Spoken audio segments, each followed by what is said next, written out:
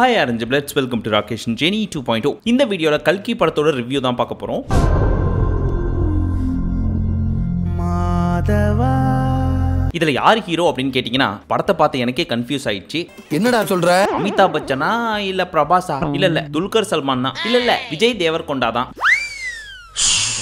இப்ப யார ஹீரோன்னு சொல்றது அப்படின்னு கன்ஃபியூஸ் ஆகுற அளவுக்கு ஏகப்பட்ட கேரக்டர்ஸ். ஐயோ பாவம் அவரே கன்ஃபியூஸ் ஆயிட்டாரு. கமல்ஹாசன், பிரபாஸ், தீபிகா படுகோன், அமிதாப் பச்சன், துல்கர் சல்மான், தீஷா பட்டானி, பசுபதி, இந்த மாதிரி ஏகப்பட்ட கேரக்டர்ஸ் இந்த படத்துல நடிச்சிருக்காங்க. அவங்க எல்லாம் என்ன ரோல் பிளே பண்றாங்க அப்படின்றத சொல்லி முடிக்கிறதுக்கே விடிஞ்சிருங்க. கிட்டத்தட்ட இன்டர்வலை தாண்டி போயிட்டு இருக்குது. படமே 3 மணி நேரம். இதுல ஒவ்வொரு கேரக்டர் நரேஷன் மட்டுமே 1.5 மணி நேரத்தை தாண்டி போயிட்டு இருக்கிறதுனால பாதி பசங்க போர் அடிக்குதுன்னு சொல்லி இன்டர்வலுக்கு முன்னாடியே கிளம்பி போயிட்டாங்க. நான் போறேன். ஆனா பாவம் கதையே இன்டர்வலுக்கு அப்புறம் தான் ஸ்டார்ட் ஆகுது. அதை பார்க்காம போயிட்டாங்களே. எத்தனை யுகமானாலும் எத்தனை வாய்ப்பு கொடுத்தாலும் மனுஷன் மாற தெரியாது. சரி, குழப்பாம கதை என்ன அப்படின்னு சொல்லி ஒன்லைன்ல சொல்லு. படத்துக்கு போலாமா வேணாமான்றது அதை வச்சு தான் முடிவு பண்ணும் அப்படின்னு கேட்டீங்கன்னா சொல்றேன் கேளுங்க. பட் பயப்பட வேணாம். ஃபுல் கதையும் சொல்லி ஸ்பாயிலர் எல்லாம் பண்ண மாட்டேன். பட் இதை நீங்க தெரிஞ்சுக்கிட்டு போனீங்கன்னா இன்னும் கொஞ்சம் யூஸ்ஃபுல்லா இருக்கும் படம் பார்க்கிறதுக்கு. இந்த மகாபாரத கதை இருக்கு தெரியுமா, அதுல ஒரு குட்டி பார்ட்டை மட்டும் எடுத்துக்கிட்டு கிட்டத்தட்ட 2898 ஏடியில காசி அப்படின்ற ஊர்ல காம்ப்ளெக்ஸ் அப்படின்னு ஒண்ணு இருக்குது. நம்ம ஊர்ல எல்லாம் ஊருக்கு 4 இருக்குமே, அந்த மாதிரி காம்ப்ளெக்ஸான்னு கேட்டீங்கன்னா கிடையாது. இது பூமியில இருந்து கொஞ்சம் மேல இருக்கும். அதுக்காக நிலா, சூரியன் இந்த மாதிரி தூரத்துக்கு போயிடாதீங்க, கொஞ்சம் மேல இருக்கும். அதுதான் காம்ப்ளெக்ஸ். அதுலதான் மிக முக்கியமான டெக்னாலஜி, இந்த உலகத்தையே கண்ட்ரோல் பண்றதுக்கு நிறைய சயின்டிபிக் ரிசர்ச் எல்லாம் போயிட்டு இருக்குது. அந்த இடத்துக்கு நான் போகணும்னு சொல்லி நிறைய பேர் ஆசைப்பட்டு இருக்காங்க. அதுல ஒருத்தர் பிரபாஸ் காசுக்காக என்ன வேணா செய்வாரு. அப்படி அங்க என்னதான் இருக்குது அதை பார்த்தே ஆகணும்னு சொல்லி ரொம்ப நாளா ஆசைப்படுறாரு. பட் போக முடியல. பெரிய பவுண்டி ஒன் ஷாட் காம்ப்ளெக்ஸ் குள்ள போயிடு. நம்ம பாகுபலியாலேயே அங்க போக முடியலன்னா அப்ப யாருதான் அங்க போக முடியும் அப்படின்னு கேட்டீங்கன்னா எல்லாத்தையும் இங்கே சொல்ல முடியுமா? அங்கதான் மெயின் வில்லன் இருக்காரு. அவரு தான் நம்ம கமல். எதுக்காக அவர் அங்க இருக்காரு, அவரோட ரோல் படத்துல என்ன, கட்சியில நம்ம பிரபாஸ் அங்க போனாரா இல்லையா, காம்ப்ளெக்ஸ்க்குள்ள என்னெல்லாம் நடக்குது அப்படின்றது தான் ஆக்சுவல் ஸ்டோரி. ஓ அப்படியா?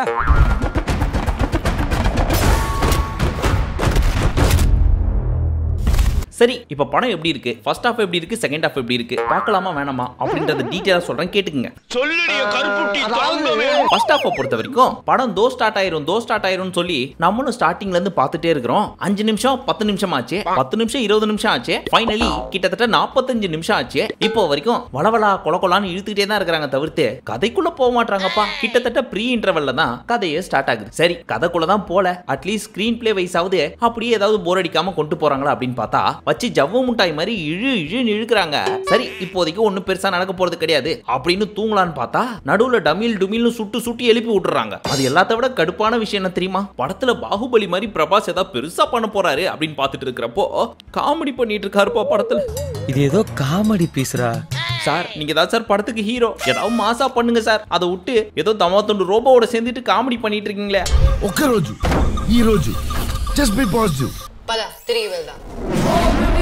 சரி, அதையாவது ஒழுங்கா பண்ணீங்களா? காமெடி பண்ணா சிரிக்கிற மாதிரி இருக்கணும். ஆனா இவங்க ஃபர்ஸ்ட் ஹாஃப்ல பண்ற காமெடிலாம் சிரிக்கிற மாதிரி இல்ல, சீட்டை பிடிச்சி கிழிக்கிற மாதிரி இருக்குது. ஏற்கனவே கதை ஸ்டார்ட் ஆக மாட்டேங்குதுன்னு கான்ல உட்காந்துட்டு இருக்கிறோம். இவர் வேற பேச்சுவார்த்தை நடத்திட்டு இருக்கிறார் ரோபோவோட சேர்ந்துக்கிட்டு. ஆனா உண்மையை சொல்லணும்னா பிரபாஸ் வர்ற சீன்லாம் எப்படா முடியும் அப்படின்ற மாதிரி இருக்குது. வச்சு செய்யறாரு மனுஷன். போதும்பா முடியல. இதுக்கு சாகவே எவ்வளவு தேவலாமோ அப்படின்ற மாதிரி ஆயிடுச்சு ஃபர்ஸ்ட் ஹாஃப்ல. எப்படியோ பாப்கார்னு பப்ஸ் கிப்ஸ் எல்லாம் சாப்பிட்டு கிட்டத்தட்ட இன்டர்வல் கிட்ட வந்தாச்சு. அதுக்கப்புறம் கொஞ்சம் ஃபாஸ்டா ஸ்டார்ட் ஆச்சு. இந்த தடவை ப்ரிப்பேர்டா வந்திருக்கேன். வா எப்பா தெய்வங்களா, அட்லீஸ்ட் இப்பயாவது ஸ்டார்ட் பண்ணீங்களே அப்படின்ற மாதிரி தான் இருந்துச்சு. சோ ஒரு மாசான இன்டர்வல் பிளாக்கா அப்படின்னு கேட்டீங்கன்னா கிடையாது, மொக்கையான இன்டர்வல் பிளாக்கா அப்படின்னு கேட்டாலும் கிடையாது. ரெண்டுத்துக்கும் நடுவுல இது. அது சரி, இந்த தீபிகா படுகோன், நம்ம ஆண்டவரே துல்கர் சல்மான், விஜய் தேவர்கொண்டாலாம் இருக்காருன்னு சொன்னாங்களே, அவங்களாம் ஏதாவது பெருசா பண்ணாங்களா அப்படின்னு கேட்டீங்கன்னா ஒன்னும் பண்ணல. మా అందరికి ప్రభాస్ అంటే ఇష్టం, அதுக்கோசரமே 10 நிமிஷாலு அன்னையா கோசரம் ஆக்ட் చేశాను அப்படின்னு ஒரு மெயின் ரோல் மட்டும் 5-10 நிமிஷம் ப்ளே பண்றாங்க. తెలుగు நல்லா பேசுறடா, அது ரொம்ப முக்கியம். அதெல்லாம் பார்க்கிறதுக்கு தெலுங்கு மக்களுக்கு பயங்கர கூஸ் பம்ப்ஸா இருந்திருக்கும். பட் நமக்கு அவ்வளவு பெருசாலாம் ஒன்றும் தோணல. நம்ம விக்ரம் படத்துல கிளைமேக்ஸ்ல எப்படி நம்ம சூர்யா வந்தாரோ, ஜெயிலர் படத்துல மோகன்லால், சிவானாலாம் எப்படி வந்து பயங்கரமான கூஸ் பம்ப்ஸ் எல்லாம் கிளப்பினாங்களோ, அந்த மாதிரி இவங்களும் ஒரு 5-10 நிமிஷம் வந்து அவங்க ஊர்ல இருக்கிற ஃபேன்ஸ் எல்லாரையும் தூங்க விடாம பாத்துக்கிட்டாங்க. இன்னைக்கு இவளை கொண்டுட்டா சந்ததி எப்படி இருக்கும்? நான் காப்பாற்றுவேன். பாவம் பான தீபிகா படுகோன் படத்தோட ஸ்டார்டிங்ல இருந்து எண்டிங் வரைக்கும் 5 பிஷா கூட சிரிக்கலப்பா. எல்லாரும் மூஞ்ச உம்முன்னு வச்சிட்டு இருக்காங்க, இல்லனா அழுதுட்டு இருக்காங்க. பாவம் நம்ம பசங்களோ தீபிகா படுகோன்ட்ட வந்து டான்ஸ், அழகான அந்த சிரிப்பெல்லாம் எக்ஸ்பெக்ட் பண்ணிட்டு வந்திருப்பாங்க. பட் டைரக்டர் நம்ம எல்லாருக்கும் ஏப்ரல் ஃபூல் சொல்லிட்டாரு. சரி படம் அப்போ மொக்கையா அப்படின்னு கேட்டீங்கன்னா சத்தியமா கிடையாது. ஃபர்ஸ்ட் ஹாஃப் தான் பயங்கர மொக்கையா போயிட்டு இருந்துச்சு. செகண்ட் ஹாஃப் பொறுத்த வரைக்கும் ஸ்டார்டிங்ல ஒரு 10 நிமிஷம் மட்டும் பயங்கர மொக்கையா போயிட்டு இருக்குது ஃபர்ஸ்ட் ஹாஃப் மாதிரியே. அதுக்கப்புறம் படம் சூடு பிடிக்குது. 600 கோடி செலவு பண்றோம், இதுக்கு அப்புறமும் டெக்னாலஜி யூஸ் பண்ணலாம்னா எங்களை சங்கையா கேட்க மாட்டீங்க. இப்ப பாருடா எப்படி டெக்னாலஜி யூஸ் பண்றேன் அப்படின்னு சொல்லிட்டு கிராபிக்ஸ் விஎஃப்எக்ஸ் அது இதுன்னு சொல்லி காசை கொட்டி இறைச்சிருக்காங்க. அதெல்லாம் உண்மையிலேயே ஹாலிவுட் லெவலுக்கு நல்லா இருக்குது. டெக்னிக்கல் டீமுக்கு பாராட்டுக்களை கொடுத்தே ஆகணும். தேங்க்ஸ் பா. ஆனா ஏன் 3D ல ரிலீஸ் பண்ணாங்கன்னா தெரியல. நம்ம என்ன எதிர்பார்ப்போம் 3D அப்படின்னா அப்படியே கண்ணுக்குள்ள சூலாயுதம் வந்து குத்துற மாதிரி, கண்ணுக்குள்ள தண்ணி தெளிக்கிற மாதிரி, நெருப்பு படுற மாதிரி இந்த மாதிரிலாம் எக்ஸ்பெக்ட் பண்ணுவோம். ஆனா அந்த மாதிரி எதுவும் பெருசா பண்ணல. அப்பப்போ பிரபாஸ் தான் மூஞ்ச கிட்ட வந்து காமிக்கிறாரு. இவர் மூஞ்ச கிட்ட பாக்குறதுக்கு 3D கிளாஸ் 30 ரூபா மனசாட்சி இல்லையா உங்களுக்கு அப்படின்னு ஒரு சிலர்லாம் கேட்டுட்டு இருந்தாங்க பின்னாடியே. நான் இல்ல அவன்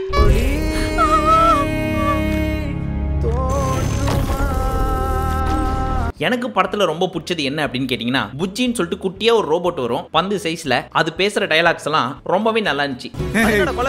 சூப்பரா பேசுறான்டா இவன். ஏன் அப்படின்னு கேட்டீங்கன்னா நம்மள வச்சு செஞ்சுட்டு இருக்காருல பிரபாஸ், அவரை வச்சு செய்யும் அந்த தமாத்துண்டு ரோபோட். அதுக்கே அந்த ரோபோட்டுக்கு பாராட்டுகள். சந்தோஷ் நாராயணனை பொறுத்த வரைக்கும் தன்னோட 50வது படம் அப்படின்றதுனால தி பெஸ்டா கொடுத்திருக்காரு. அவரோட வேலையை சிறப்பா செஞ்சிருக்காரு.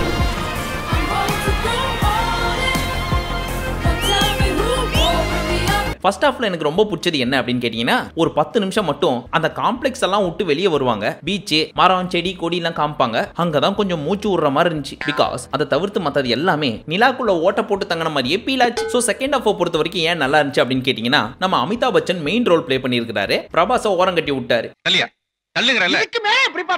ட்ரெய்லர் பாக்குறப்ப என்ன நினைச்சிருப்போம், சரி பேருக்கு கேமியோ ரோல் ஏதோ பண்றாரு போல இருக்கு அப்படின்னு தான் நினைச்சிருப்போம். ஆனா அவர் தான் மெயின் ரோல். சாரி பிரபாஸ் தம்பி, உன்னையும் தூக்கி சாப்பிட்ற மாதிரி நடிச்சாகணும்னு சொல்லிட்டாரு டைரக்டர். சோ உப்பு சப்பானிக்கு மட்டும் உன்னை வச்சுக்கிட்டோம்பா அப்படின்னு சொல்லியிருப்பாருன்னு நினைக்கிறேன் நம்ம அமிதாப் மாமா. சும்மா சொல்லக்கூடாது, படம் ஃபுல்லாவே தெரிக்க விட்டாரு அவரு.